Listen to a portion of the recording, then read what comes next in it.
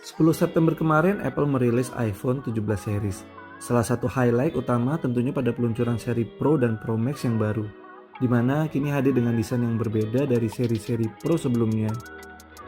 iPhone 17 Pro hadir dalam 3 warna, yaitu Cosmic Orange sebagai hero colornya, Deep Blue, dan Silver. Rangka pada seri 17 Pro kini tidak lagi menggunakan titanium, melainkan aluminium unibody yang dicetak secara bersamaan antara frame dan housing kamera, didesain dengan kotak memanjang yang Apple sebut dengan Play 2. Dan untuk pertama kalinya, Apple menyematkan vapor chamber untuk pendinginan chipset terbarunya, yaitu A19 Pro, yang Apple klaim 20% lebih cepat dari A17 Pro yang ada di iPhone 15 Pro. Untuk keamanan layar, iPhone 17 Pro menggunakan coating Ceramic Shield 2 yang diklaim 4 kali lebih tahan retak dan 3 kali lebih tahan goresan. Hal ini ditunjukkan dalam video perilisannya, yang mana memperlihatkan iPhone 17 Pro yang dibenturkan ke berbagai macam benda. Pada sektor layar, Apple membawa layar Super Retina XDR dengan ProMotion yang mendukung refresh rate hingga 120Hz dengan tingkat kecerahan maksimal yang bisa mencapai 3000 nits. Untuk navigasi fisik, di sebelah kanan Apple menyematkan kamera kontrol yang sudah diperkenalkan Apple sejak seri iPhone 16 Pro. Dan di sisi sebelah kiri juga terdapat action button yang sudah ada sejak seri 15 Pro. Pada kesempatan kali ini, saya akan mencoba komparasi kecil-kecilan antara seri iPhone Pro Max yang lalu dari seri 14, 15, dan juga 16 dengan spesifikasi iPhone 17 Pro Max yang sudah di-reveal. Mudah-mudahan bisa jadi informasi buat yang mau mengincar seri yang lama karena harganya yang akan turun, maupun yang berniat upgrade dari seri iPhone yang lama.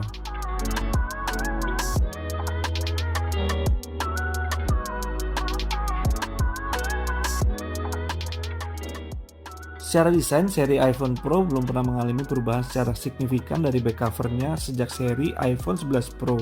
Terlihat saat kita jajarkan baik 14, 15, dan 16 Pro Max sulit sekali dibedakan.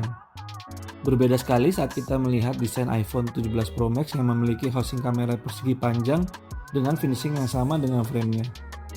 Awalnya saat melihat berbagai leak iPhone 17 Pro dengan bentuk seperti ini, sempat khawatir desainnya akan menyerupai Poco.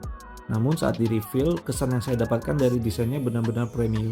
Housing kamera persegi panjang yang Apple sebut dengan istilah Play 2 ini seakan-akan keluar secara dinamis dari body frame aluminium.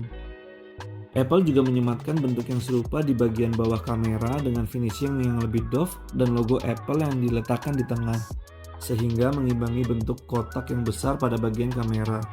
Walaupun secara kekuatan, saya belum tahu apakah desain unibody aluminium ini lebih baik dari titanium pada seri sebelumnya atau tidak.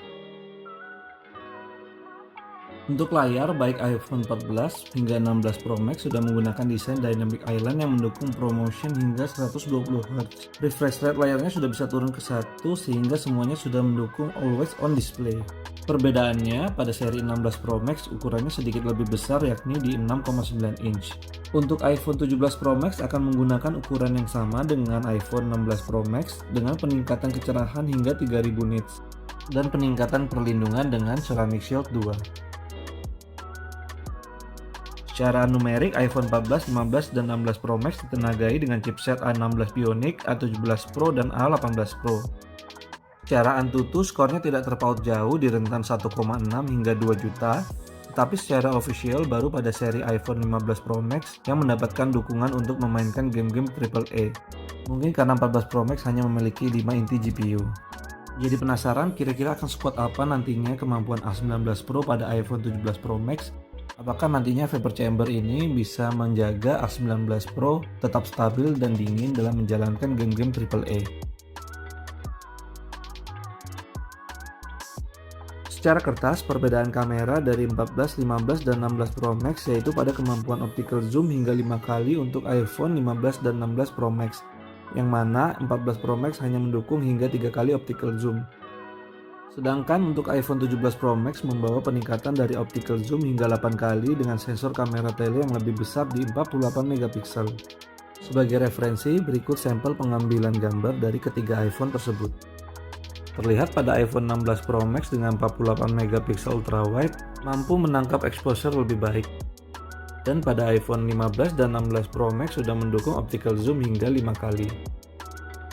Sedangkan untuk iPhone 17 Pro Max akan membawa peningkatan dari optical zoom hingga 8 kali dengan sensor kamera tele yang lebih besar di 48 megapiksel. Untuk konektor kabel charging dan data, pada 14 Pro Max masih menggunakan port Lightning yang setara USB 2, sedangkan seri 15 dan 16 Pro Max sudah menggunakan port USB Type-C dengan dukungan transfer data hingga 10 Gbps, yang mana hal tersebut berguna untuk perekaman video ProRes via external storage. Pada iPhone 14 Pro Max juga belum mendapatkan tombol action button, masih berupa ring dan silent switch.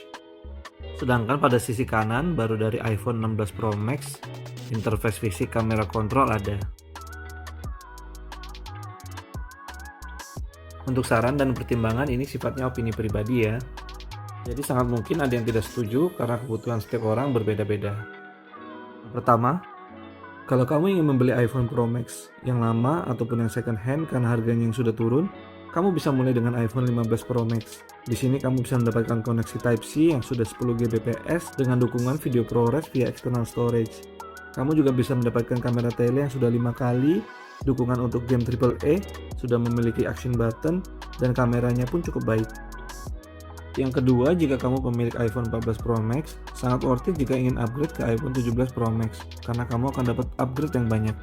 Di antaranya desain yang lebih segar, konektor Lightning ke Type-C, dukungan penangkapan video ProRes ke external storage, kamera 48 megapiksel di semua lensa belakang, peningkatan optical zoom yang jauh dari 3 kali ke 8 kali, CPU yang 40% lebih cepat, GPU 2 kali lebih cepat, dukungan game AAA, tombol fisik yang jauh lebih lengkap, ada action button dan kamera kontrol, baterai yang lebih tahan lama, pengisian daya yang lebih cepat 50% dalam 20 menit.